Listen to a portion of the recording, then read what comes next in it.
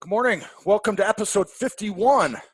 51 from Out from the Cube. We celebrated our 50th, whatever a celebration is, as Edie Vardell from maybe a month or so ago says, you are what you celebrate. So we are kind of celebrating, I guess, that we got to 50. That was a milestone we put out there, and we were excited about getting to episode 50. We had a gentleman on named Corey Poirier, if I'm pronouncing that right, but even he mentioned on Friday that he's not quite sure how to pronounce it. We had him on as our 50th episode, as really our 17th or 18th guest. So Corey, if you wind up listening to this, really appreciated your time. It was a cram-packed, so to speak. We didn't have a whole bunch of time. His window was small. We will plan on getting him back on if you enjoyed that episode. I really enjoyed the episode. Last week was I'm holding up, for those that do watch on YouTube, I'm holding up my weekly notes. I am going to post these on LinkedIn as well this week. And as I prep for this Monday morning, I kind of go through here and highlight what touched me, what got me going, what gave me goosebumps, what motivated me, what inspired me. And I highlighted. And as I look at this note sheet, I probably highlighted 80% of this possibly. There was a lot last week that I really got a lot out of in the books I was reading and some of the podcast stuff that I got to. So I'm really not sure where to start. But let's do this. I'm going to start with I'm going to start real quick with my weekend, just to talk about what I did this weekend. I did absolutely nothing this weekend. I watched football this weekend. I watched the Food Network this weekend. I cooked this weekend and did nothing other than that. I did work out. So those were two wins. I did work out on Saturday. I did work out on Sunday, or workout meaning I went and ran on Sunday evening yesterday. But essentially, other than that, it was as low-key a weekend as I've had. And the only reason I bring this up is this. When Friday night rolled around, met with some friends, had a good time. Saturday, laid around, watched all the pregame football stuff. Wound up just drinking coffee, making a big breakfast, doing this sort of stuff, and then laid around. And then Sunday rolled around, kind of did much more of the same. Now I'm gonna defend myself in saying that I do a ton of football literally every night with my children. Football. I do a ton of basketball with my kids literally almost every night, where when it's 6:30 or 7 o'clock, I'm in a gym. I'm working my own kids out. I'm working other kids out. And we do basketball every night. And then typically on weekends, we do games where we just have games all weekend long. And this was the first weekend. For those that may not know, or those that do know, we are a split family. So I'm a single dad helping to raise two kids. And then this weekend, because we are a split family, they were with their mother this weekend. So my boys were with their mom this weekend. We did not have any basketball. I did not have anybody to work out. I did not have anything to do. And that is the first time that has been like that in many, many, many months. So it was a total downtime for me where I just felt entitled to sit around and do nothing. So I preface that with me defending myself that way. Now, if you buy into all this stuff that we're talking about in this podcast and reading about and the things that motivate me and inspire me, that, what a perfect time to crush it and get after it and do these things maybe I've been neglecting because I have been so busy with my kids and with basketball and work and clients and other commitments and events that I end up going to. What a perfect time to do my to-do list that I haven't been able to really conquer and get done. Yes, you without question could say that. And now that it's Monday morning and I've got a bunch of coffee in me and I'm juiced up about my week, and I reflect back on my weekend, I'm like, well, shit, that sucks. Yeah, I did not use my time this weekend wisely. So what does that have to do with us and me leading into this week to have a better week? I did have a good week last week. But what can I do? What does that have to do with this? What this has to do with this, and I've talked about bookends, and this is me just being reflective on my weekend, my week leading up, and how to better handle weekends like that moving forward, is this. I was most motivated to conquer my weekend last night at 6 o'clock. So last night at 6 p.m., I was, kind of regretful that I had squandered away a whole weekend of not getting things done, either around the house or some ancillary type things that I do with the podcast or with some other things I do or whatever it might be, even with clients or my company, where the company I work for, whatever it might be, right? But I was very regretful that I didn't conquer my weekend.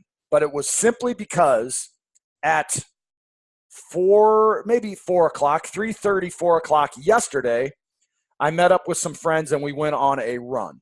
We went running around a park here, Creefport Park, and we went running around this lake that's out there. And so, and I'm trying to get back into being healthy and fit and exercising and doing things like that. But as we ran that, and it's 3 miles, maybe 2.5 miles.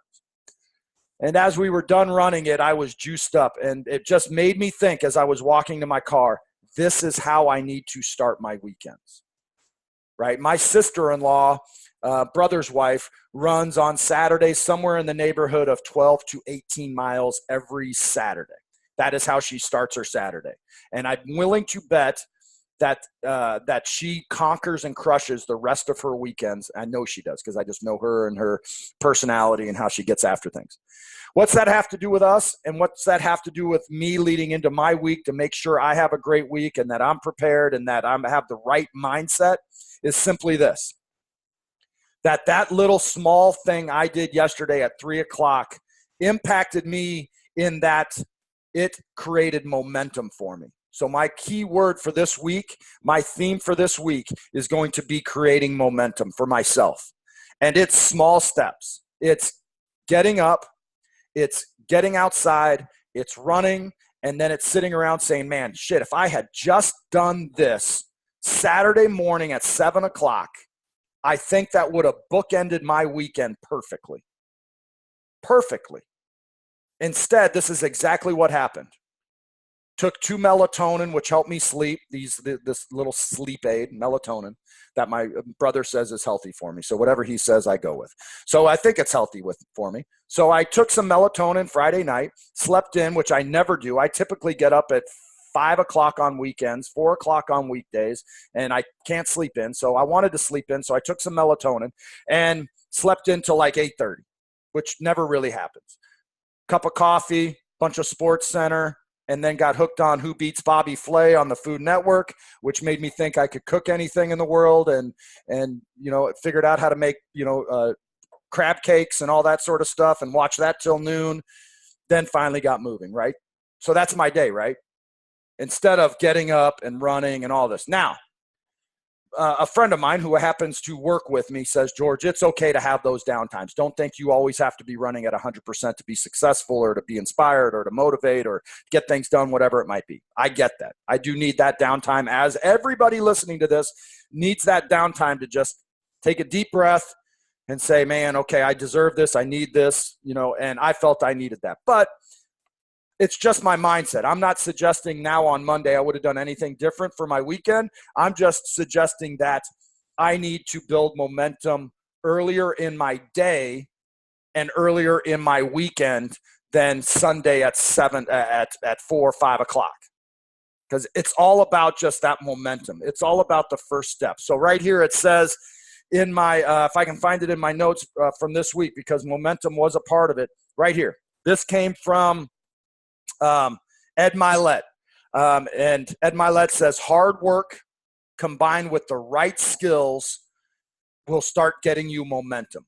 Hard work with the right skills will get you momentum. Now, for those that don't know, and however you consume content this day and age, we talked about this a little bit with Jason Wells on Thursday when we recorded an episode, but this whole mindset of how to, not a mindset, but how you consume content. Ed Milet is somebody that I really started listening to in the past couple of weeks. I've actually reached out to him on LinkedIn and he has responded to me. Not that we got a dialogue going or anything, but he's just kind of quickly responded to me and said thanks for the appreciation I've thrown at him. But he has a great interview on YouTube. So search for, if you happen to watch YouTube videos, search for Ed Milet, M-Y-L-E-T-T, I believe, and Dean Graziano, I believe. And it's a great hour and 6 minute recording of them sitting on a deck on Ed Milet's house, on his deck overlooking the Pacific Ocean in Malibu. But a phenomenal talk. And much of what I've highlighted leading up to this talk, or some of my thoughts leading into the week, come from that conversation. But hard work combined with the right skills. Hard work, in my mind, being not just that you're grinding it when you're doing it, but the mindset for me. This is me. The mindset for me has to be to take the first step. I was talking with someone yesterday about things I've just got to work on, things that I've acknowledged in my life, things I really want to improve upon, things that I could do to make, some of the relationships that I have in my life better, is really just kind of taking the first step, creating action, creating momentum, doing things when they need to be done. Now, I've heard this from a lot of men that that can empathize with me. This thing of just procrastinating. Well, I'll get it done. It's like, yeah, I'll get it done, but I'm going to get it done on my time, right? It may be 6 months from now. I'm going to tell you right now, my garage is destroyed, and it doesn't bother me, right? But I have no urgency to clean my garage and get it done. It will get done. It's just going to get done when I want it to get done or on my time, right? There's another thing in here that says, I'm not a control. This is from Ed Milet and Dean Graziano as well. Most of it came from Dean. I'm not a control freak, but I just don't want somebody telling me how to live, right? And boy, I think that's me. And I don't think that's I don't want somebody telling me how to live, but it's also I'm not a control freak with it. So some of these things that are kind of on my mind really center around momentum. My challenge, if you are like me, if you listen to this podcast and you are like me, one, I really appreciate everybody listening. Just a kind of a plug for the podcast. I said this last Monday. Last Monday, we finished up our best week, best days, best month ever. We are now at episode 51 recording now, and we had without question, our best week. We just finished our best month, and the month of November has started off incredible. So this is really, I really appreciate you listening. If you could just do me one favor, and I say this at the end of every podcast, maybe you do not make it to the end of every podcast, but if you could just go on to iTunes and leave a review and a rating, that would really help us out. I would really appreciate that. But what I try to do is to have a theme for me and my week and my mindset moving forward. And if you're like me, it's got to be momentum this week. It's got to be creating momentum. How's about this? As I kind of talk this out and think things through and talking to myself, is I'm going to create momentum this week. I'm going to have better mornings. Dean Graziano in this interview, and it was a really impactful interview. If you spend time listening to this, I'd even say stop listening to my podcast right now. Go find that podcast or that YouTube video and watch it, right? It is that good, and it's better than anything that you'll hear from me today, right? I would go listen to that. But the idea in my mind for this week is this. I'm going to create momentum. The one thing that Dean says in his interview with Ed Milet says, and as you're driving to work, ask yourself this question. What's the first thing you do in the morning? What's the first thing you reach for? Okay? I'm holding up my phone for the YouTube people. This is without question the first thing I reach for in the morning, and it is without question the worst thing that I could grab, because I spend an hour on that. I spend my first hour with coffee, with SportsCenter, and with my phone and LinkedIn and Twitter and seeing the analytics on the podcast and reading how messed up things are in society on USA Today. And that's how I start my morning.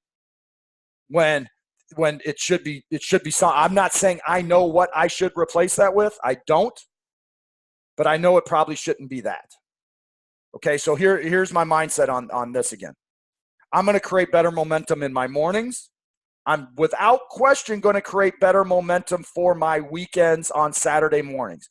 Those are my goals. If anybody is listening to this, and I know people that I work with and for, although we try not to say work for, the people I work with that listen to this podcast, you hold me accountable to this.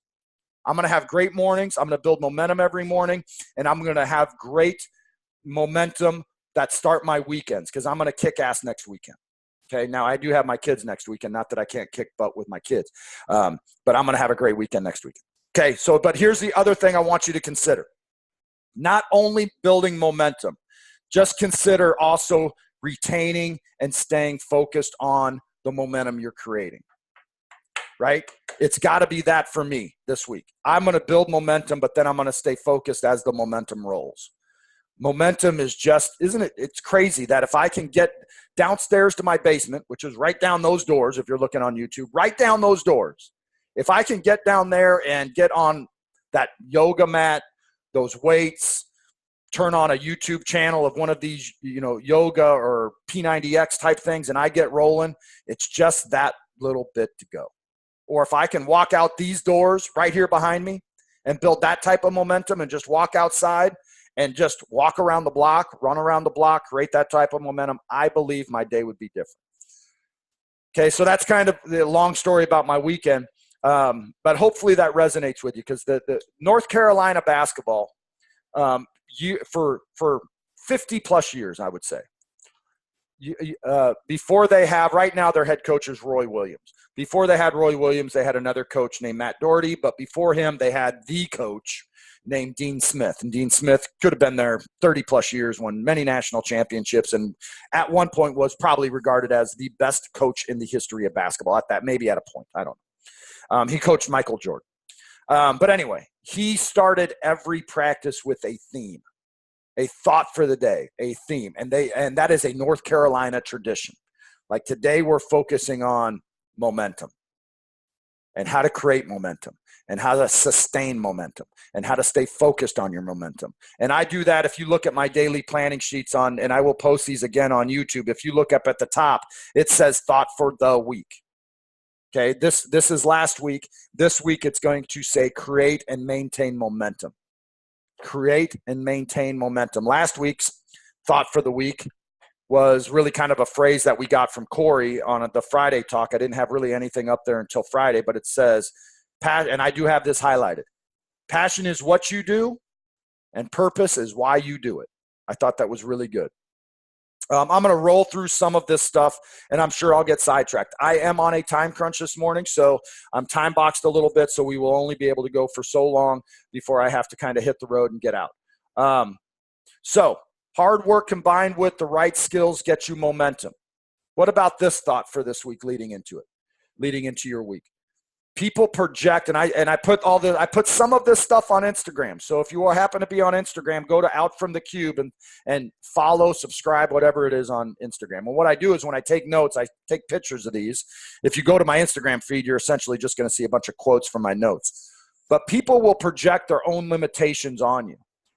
And we've talked about this idea of the things that we tell our children and the things that get told to our children. Okay, let me tell you a story that I'm not proud of at all, okay? I figured out how to be more efficient with coffee. I make a big batch of it, a big giant batch of coffee, and it lasts me 2 days, right? That way I don't have to make it 2 days in a row. But then at one day, though, I am drinking day-old coffee, which seems to work for me. That's a side note. Let me tell you something I'm not proud of. I coached and I get long. There's so much to cover here, but I want you to think about this and the things that we say to people and the things we say to kids. This is something I said when I was probably 21. 21 years old, I was coaching a 14, 15-year-old select team in Utah, in Salt Lake City. We had a parent had asked me to coach this group because we met when I was a manager, whatever, at the University of Utah. So I would work these basketball camps at the University of Utah when I was getting my undergrad. When I got this, when I was working there, I worked their summer camps and all that. And a dad saw me, and I typically have a lot of enthusiasm, and I'm loud when I coach and all this sort of stuff.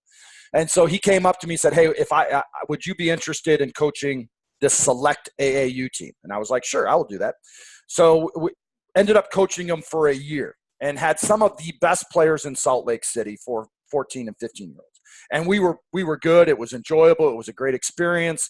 Some of the kids I coached were all of them. All of the kids I coached were incredible, and they were great young men. It was a great experience for me. We qualified for the national championships, which were held in Frankfort, Kentucky. We went to Frankfort, Kentucky with all these kids, and we ended up doing fairly well. We ended up winning our pool. We ended up, when they took 2 to the pool to, to then kind of a loser out thing, and I think we ended up winning and then losing. So we did well. For us, we felt that was very good, and some of the best experiences I had. But this is something I said that I still remember and this is now 25 some years later. We were all sitting around, and they were asking my opinion about skills and dreams and what they could do and how they could do it and all this sort of stuff. And I remember specifically saying to those 10 to 12 kids that I didn't think there was really a Division I player there. Like, I'm not sure that we have a Division I player here. I'm not sure. And I started talking about, we've got to get better at this and you've got to get better at that. And I'm not sure you're going to be big enough or strong enough or fast enough or quick. I don't know if you shoot it well enough, blah, blah, blah, blah, blah, right? I went down the line, right? And some of the kids got, we're fine with it, all this sort of stuff. One kid went home. No, one kid got on the phone with his dad, who was not there, and told him that, hey, coach doesn't think I'm good enough, doesn't think I'm a Division I player, and that my dream of doing that is not going to happen.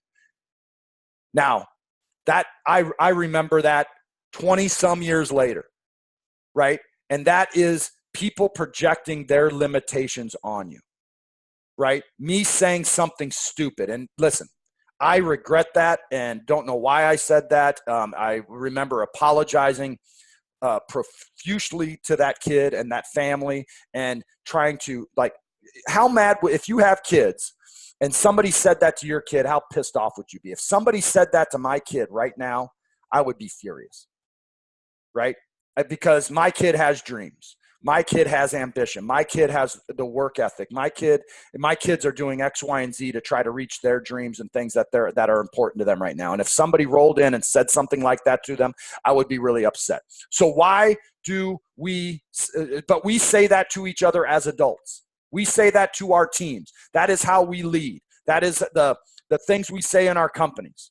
The same type of things, right? And I just remember circling back on that experience and being so remorseful of it. I have a gentleman that lives across the street that was a CTO, CIO. I think he was a CIO of a pretty well-known company here in St. Louis.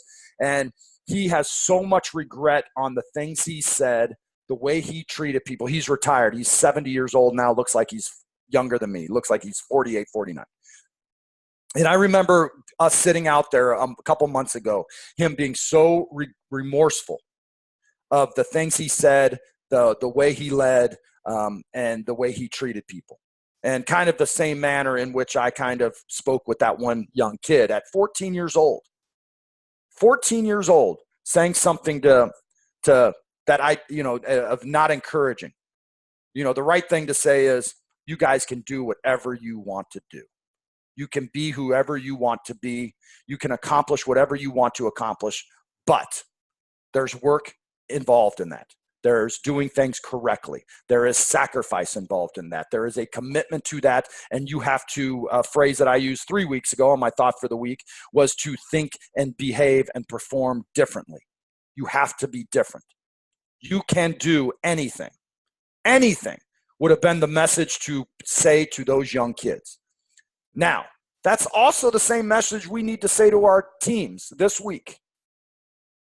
All those teams that you are, to quote the guy that runs the Barry Waymiller group here in St. Louis, where he talks about the people under your care. And we talked about that last week.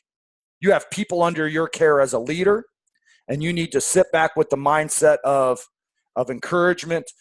There are people I know right now, and I'm telling you, this is a fact. These are people I know that I've had conversations with the past week that spent their entire weekend on edge, anxious, frustrated, wound tight, just non-enjoyable, whatever it might be, right? I'm not picking the right phrase for this, because of the way they're being led, the people they have to work for.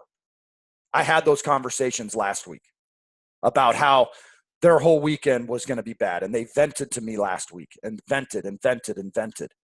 And I'm like, man, that is just such a rough environment to be in, where you are going to spend your, but I thought about it from the perspective of the leader. If that were me and I were sitting there going, you know what? 5 people are leaving Friday at 5:00 and they're going to have a crappy weekend. They're going to have a crappy weekend, a non-fulfilled weekend. They're not excited about the weekend. They're going to be thinking about Monday morning coming back here because of the way I'm leading them, because of the way I'm communicating with them, with the way I'm talking to them, and the way I'm inspiring them, or the way that I'm just dogging them. Every single day I'm dogging them. And some people are fine with that. Some people really love that control. Some people love to have that pull, that handle on people in such a way. So anybody listening to this that has anybody that reports to them, I hope that when this week is over and it is Friday and it is 5:00, that your mindset is, those people that I am leading, are they going home excited about their weekend because they had an exciting week at work? Are they going home and having apologize for the language, are they going home and having a shitty weekend because of me? Because of this job, this project, this client, and me not being able to create that environment for them. Now, I'm not saying everything needs to be Pollyanna and all this and clowns and clouds and balloons and, horseback rides and all that. I'm not suggesting that. Business is hard. Leadership is hard. Getting the most out of people is hard. But I just know in this day and age, we don't spend it. My mindset would be, Monday morning, I'm going to get with my people. We're going to set the table for how this week's going to go. We're going to know exactly what we need to get done. We're going to count on each other to get it done. We're going to be accountable to one another. We're going to help one another. We're going to, if people get stuck, they're going to ask for help, and we're all going to do this together. And so when Friday at 5:00 rolls around, we're going to look at our week, Monday to Friday. We're going to be excited about what we accomplished, how we accomplished it, that we did it together, that we are closer together to perform than we were on Monday, and that when Friday at 5:00 rolls around, we are going to be excited about our weekend because we had a great week together. That's what I would be thinking about. People project their own limitations on you, right? And I got sidetracked from that with some of this other stuff, but that is super important to me. And the first thing I thought of is something from 25 years ago. Leading young men and then not giving them the juice to dream, to think that they could be the best, but me placing limitations on them. There's really nothing that we can't accomplish in this stinking life. And all we have to do is battle the people that tell us no. That's really it. We've got to stay focused and listen, we got to do 2 things. Now I'm bouncing too much. We got to get the negative voices we got to get the negative voice out of our own head, right? I love my mom to death. One of the best people in the world. Love her, love her, love her. 68 years old. Think she's great. But if you there are people that are 80, 85, 90 years old that start running marathons, right? There are people that just say, you know what, I'm going to suck the most out of life. They get after things. And when I talk to my mom about maybe a change in, just doing maybe a change in being healthy or going out and making friends, doing whatever it is, right? But let's just focus on like kind of the health thing. You go to certain people, and I'm not suggesting that, that there's always these people and I'm not bagging on my mom by any stretch. But if you sit there and say, Mom, there's people that are 80 years old running marathons. Your age of 68 is just a number. There is nothing you can't accomplish. And you start juicing her up and getting her motivated, and she's going to do this. Let's start working out together. Let's start running together. Let's start going for a walk. Let's start doing X, Y, and Z. And you get somebody really juiced up to do things, but then their own mind, as Tony Robbins called limiting beliefs, you sit there with your own limiting beliefs and you sit there and say, I'm too old. I don't have the resources. It's in the Midwest and it's getting to be the cold season and it's going to be too cold outside for me. I don't have any friends. I don't make enough money. I don't know those people, or I don't have the right running shoes, or it's going to cost me too much money to get this and go find these people to support me. I don't have anybody to go with. And you start rattling off all these reasons why stuff won't work.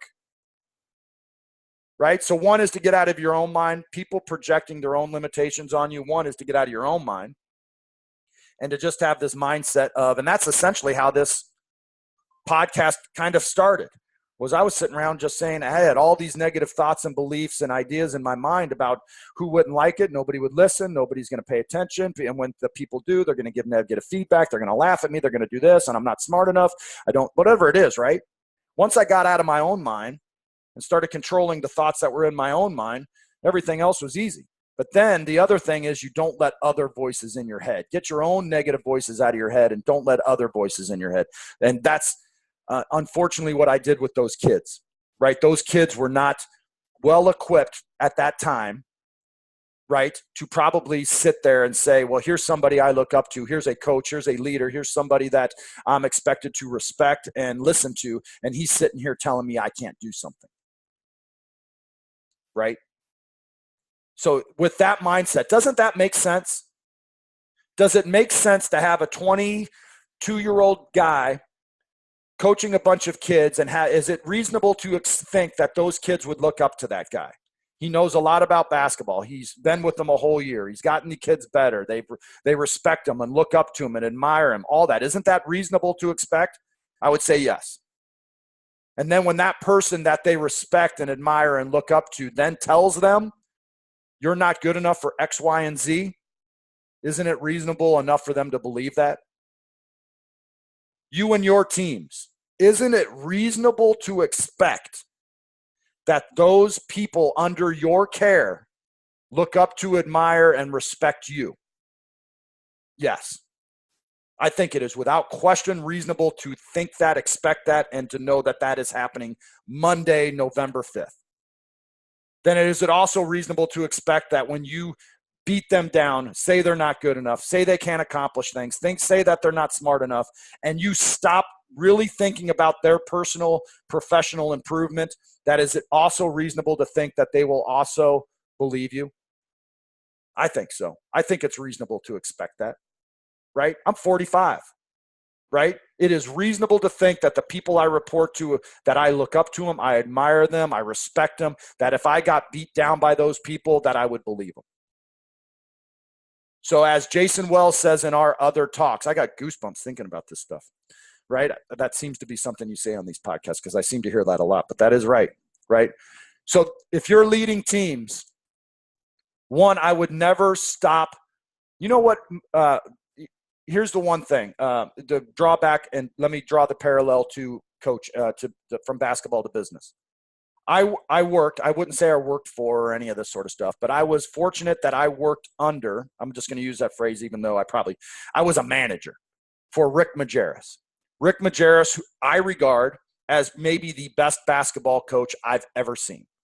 Now, I'm not saying he's the best ever. I'm just saying in the people that I observed and watched, took notes from, and learned from, he's the best.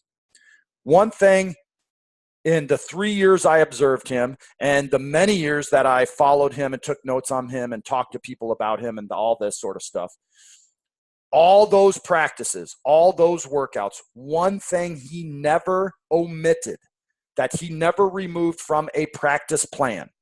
It was in every single one. And when I say every single one, I don't mean like he missed one or two. I mean every single day he worked his players out. One thing he always did was skill development. Skill development. So what that means is this. They worked on individual skills every single day that he was with them. There's just times during a year where you're just not with your kids. But during the season, or whenever he could work them out, their skill development was the most important thing to him. Over team stuff, over, out of bounds plays, or anything regarding basketball related, it was always skill development.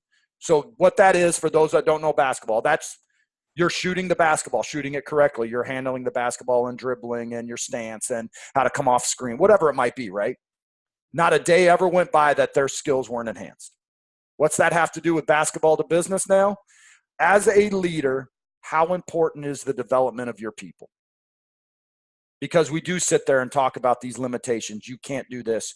This isn't, and this stuff isn't important, or, whatever those limitations you put on. Because the thing we just talked about was how those people look up to and admire and respect you, and the things you say and the way you organize your team, they will fall in line with. They will believe. For the most part, not always, for the most part. How important is your personal development and skill development of your team, of your people, of the people that report to you? To Majerus, it was the most important. It was every single day and every single detail of what you did. Every single detail mattered to him because it was all about you being the best that you could be. The thing he always said, and I heard him say it to a recruit, and I carried this with me all my years of recruiting, that if you don't leave here the best player you can be, skill-wise, the best player you can be, if you don't leave here in 4 years with that, I failed you. Does that make sense? Let me say that again. If you don't leave here in 4 years the best basketball player you could possibly be, I have failed you. What do you think about that in the business world? If I'm going to do everything I can to prepare you to be to reach your goals, reach your dreams without limitations, without me saying you can't do things, and I'm going to develop you the best I can possibly do, because when you leave here, I want you to say that's the best job, best company, best team I've ever been a part of. And maybe I just left for more money, better position, with different product, different vertical, different sale, whatever it is, right? I understand people leave. People leave our company even though this is the best company they've ever worked for, our company, Polaris. That just happens, right? Because maybe there's people in front of them. Maybe there's a better paycheck. Maybe there's better technologies, a better client, more responsibility. I get it. But the people that leave our company typically sit back and say, that was the best job, best company, and some of the best people, and I got so much better. I got so much better being there than I would to have anywhere else. Can you say that as your people? So as you're driving in, I can picture the people that listen to this podcast, and I'm picturing you. And you're driving into your work and you're listening to this. Think about skill development, personal development of your team. What can I do to make sure that when they leave here, this is the best job, they got the most attention, they were the most developed, this is the best it's ever going to be for them. So when they are sitting around 5 years from now, having drinks somewhere, and they're talking about their jobs, and they sit there and say, you know what the best place to work in this town is? Polaris Solutions. You know why? Because it was about a lot more than just the client. It was about me being the best I could be. It's about me providing the most value that I could provide and being supported to do so, right? Right. So all this, I only got through 2 things on this list, and I wanted to get through it all, right? So plenty to talk about this week. So building, I got to shortchange this. But my hope is that you build momentum. Listen, this is just me. And I told people to hold me accountable. Reach out to me on LinkedIn. Ask me tomorrow afternoon, Tuesday afternoon. Somebody reach out to me on LinkedIn and say, how did your Tuesday morning go? I'm going to stay away from this. I'm going to build momentum. I'm going to be with my kids tomorrow morning. We're going to do some great things even before the school day starts. I'm going to catch up on some things. And my mindset is also this weekend to build momentum for my weekend as early as possible, meaning Saturday morning. And I'm going to stay focused on that throughout the weekend. And I'm going to build momentum early Saturday morning because that will leverage my whole weekend instead of creating that momentum Sunday at 6 o'clock, which is exactly what I did. I was ready to crush my weekend last night at 6 o'clock, right? And that just didn't happen, right? And again, there are times that you just need to take a deep breath and relax and sit down and just kind of recharge. It was my recharging weekend. And then, hard work combined with the right skills will help me create momentum. I hope you have a great week. I need to get out of here. Have a great week. Passion is what you do and purpose is why you do it. Do this for me. Go listen to that Ed Milet video because I listened to it twice and I am writing it down in my planner to listen to it again this week. Ed Milet, Dean Graziano, I believe that's how you say his name. I have actually reached out to both of them. Listen, I have 51 episodes of this podcast. I have reached out to Ed Milet and Dean Graziano, and I have asked them both to be on this podcast. Now, if Dean comes back on, I need to make sure I know how to pronounce his name before he comes on, right? But I've asked both those guys, right? Alan Stein has a great thing. Hey, go find mentors. Go find people you admire. Go find people in positions that you want to be in. Ask them to be your friend. Ask to go to lunch. Ask to go to dinner. Ask to go have coffee or drinks and take notes and learn and ask questions and try to be the best you can be. Let people know you want their job. All they can do is say no. All they can do is say no. Or you can just sit in that stinking cubicle the rest of this week, the rest of this quarter, and the rest of 2019 when it gets going. Or you can make these small little changes. 1% mindset, that's a thing on Twitter, and that's what I'm subscribing to this week. 1%. I don't got to crush it this week. I don't have to be this guy that has that, Colorado beach house. I don't need to be taking this great vacation down to the panhandle of Florida.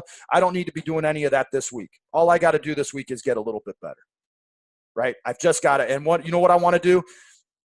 This is what I want to do. This is back to Jason Wells a few weeks ago. Who's going to become great because of my greatness?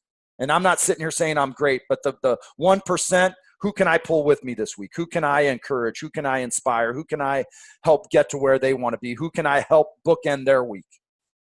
And how can I do a better job myself? So listen, I'm going to get out real quick. I hope you have a great week. Subscribe to this. Share it. We do have it on YouTube. It's in the show notes. Go listen to Ed Milet's video. And do me a favor. I thought the episode last week with Jason Wells on Thursday and Corey Poirier, who we recorded with on Friday, I thought those were great episodes. I was super inspired and passionate and excited about both of them. And then I'm always going to plug this because it's been our best episode so far that has resonated with people. The Dean Furness episode from a number of weeks ago continues to inspire people and move people, and including me. He's a phenomenal person. It's a great hour and 14-minute talk that I really enjoyed. Listen, have a great week. Reach out to me on LinkedIn. Hold me accountable, and let's crush it this week. Take care. Have a great week.